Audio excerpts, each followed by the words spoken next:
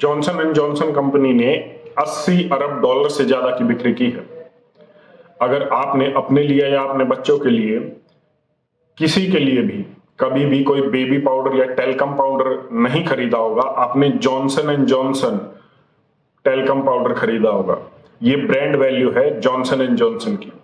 लेकिन अब ऐसा हुआ है कि इसी कंपनी को हर्जाना भी भरना पड़ा है और उसके साथ साथ ही उस कंपनी ने कहा है कि वो अपना टेल्कम पाउडर 2023 तक पूरी दुनिया से हटा लेगी, वो इसको बंद कर देगी।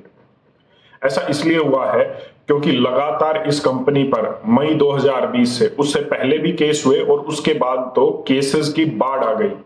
महिलाओं ने अमेरिका में और पूरी दुनिया में सबसे ज्यादा केसेस अमेरिका में आए।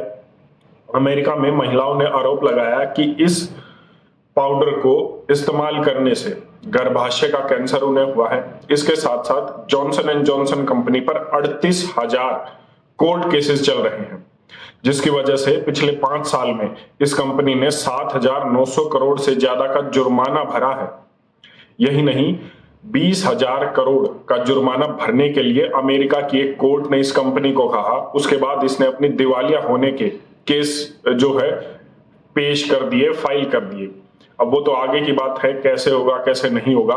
लेकिन मैं आपको बता दूं, 1894 में से ये कंपनी लगातार पूरी दुनिया में टेल्कम पाउडर बेच रही है। टेल्कम पाउडर को WHO ने, वर्ल्ड हेल्थ ऑर्गेनाइजेशन ने कार्सिनोजेनिक की श्रेणी में रखा है, कार्सिनोजेनिक की लिस्ट में रखा है।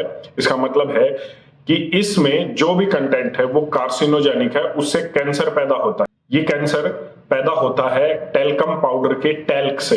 टैल्क माइन किया जाता है, जैसे और भी कोई खनिज पदार्थ, कोयला वगैरह जितने भी चीजें जमीन से निकलती है, उसी तरीके से टैल्क भी निकलता है।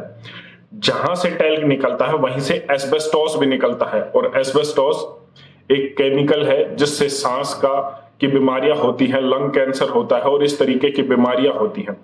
जब टैल्क निकलता है तो एस्बेस्टोस भी उसी के साथ निकलता है और वो उसमें मिक्स होता है। एस्बेस्टोस यूरोपियन यूनियन के देशों में बैन है, बैंड की लिस्ट में है, लेकिन वहीं इंडिया, चाइना, रशिया में ये अभी भी खुलेआम बिक रहा है।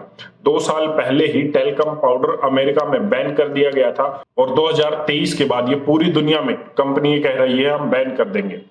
लेकिन क्या आपको पता है कि अभी तक ये कंपनी अरबों खरबों का टेल्कम पाउडर बेच चुकी है? हजारों नहीं, लाखों नहीं, करोड़ों लोगों ने इस टेल्कम पाउडर को इस्तेमाल किया है।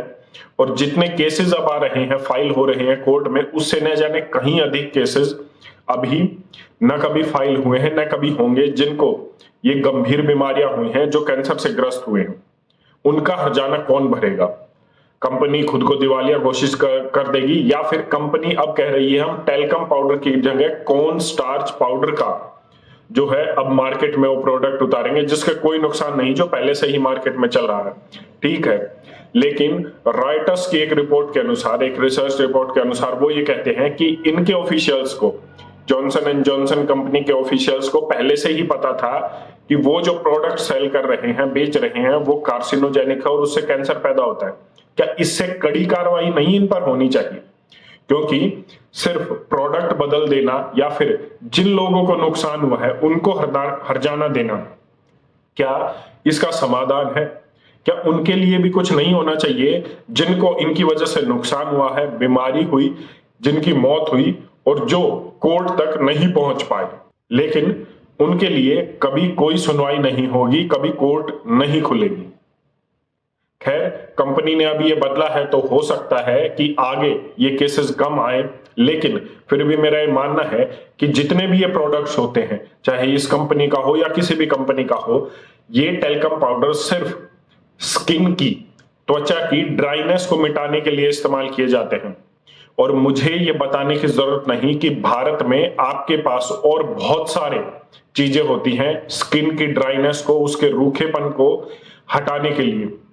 यहां पर माताओं को, बहनों को सब कुछ पता है कि स्किन की ड्राइनेस किससे मिटती है। आपके पास नारियल का तेल है, सरसों का तेल है, और ड्राइनेस पाउडर डालने से, उसके ऊपर पाउडर डालने से नहीं मिटेगी। वो मिटेगी कि आपको जब उसका कारण पता हो कि बच्चे की स्किन अगर ड्राई हो रही है तो वो क्यों हो रही है, क्योंकि उसमें अंदर किसी न किसी चीज की कमी है उसके शरीर में। हम उस शरीर की कमी को पूरा करेंगे तो त्वचा, स्किन ड्राई अपने आप होना बंद हो जाएगी। वैसे आपके पास नारियल तेल, सरसों का तेल और बादाम का तेल, इतनी सारी चीजें हैं कि आपको ये कैंसर पैदा करने वाले केमिकल्स की कोई जरूरत नहीं है। आप इस पर अपनी क्या राय रखते हैं, एक बार कमेंट करके जरूर बताएं। धन्यवाद। जय हिंद।